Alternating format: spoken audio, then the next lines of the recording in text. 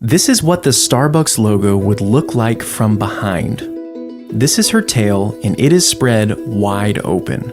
Now, it's important for you to understand that this design was intentional and kind of creepy, as you'll see throughout this video. In order to understand why Starbucks chose such an odd image to represent the company, we need to go back to the beginning.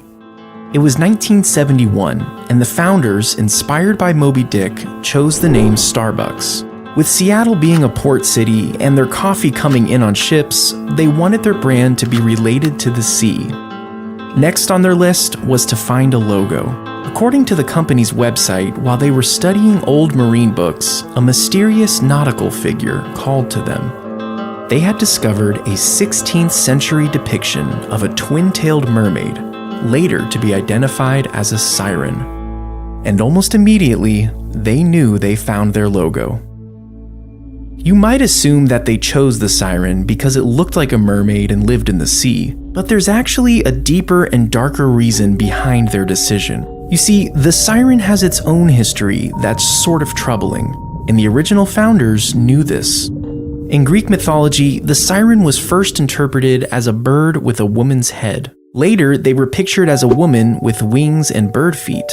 They continued to evolve into a dragon-type beast, until finally being interpreted as the mermaid creature we see today. And regardless of the different variations, the characteristics of the siren remained consistent. They were seductive and violent. They used their beauty to seduce sailors to come with them in the water. Typically, a siren would sing and the sailors would be unable to keep themselves from her. They would literally jump into the water and to their deaths.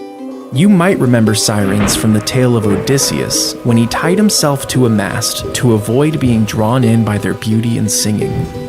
But wait, what does this have to do with Starbucks? Didn't they just choose the siren because it looked like a mermaid? Well, look at the first logo. The siren's chest was bare, and her split tail was seductively spread wide open. This depiction was no accident. The owners expected people to see Starbucks, smell Starbucks, and desire Starbucks. Just like the sailors couldn't deny the seduction of the sirens, the founders of Starbucks wanted to make you unable to resist their coffee. And this isn't speculation. Former chairman and CEO Howard Schultz wrote, "That early siren, bare-breasted and Rubenesque, was supposed to be as seductive as coffee itself." As the company started to grow, they ran into a problem. This seductive, bare-breasted creature was a little too risque when it was scaled up in size. By changing the artwork to make her more appropriate, Starbucks was able to put the image on their trucks without backlash. And over the next 20 years, the logo became even more tame. However, through all these variations, one thing has remained consistent. The siren has always been the focal point.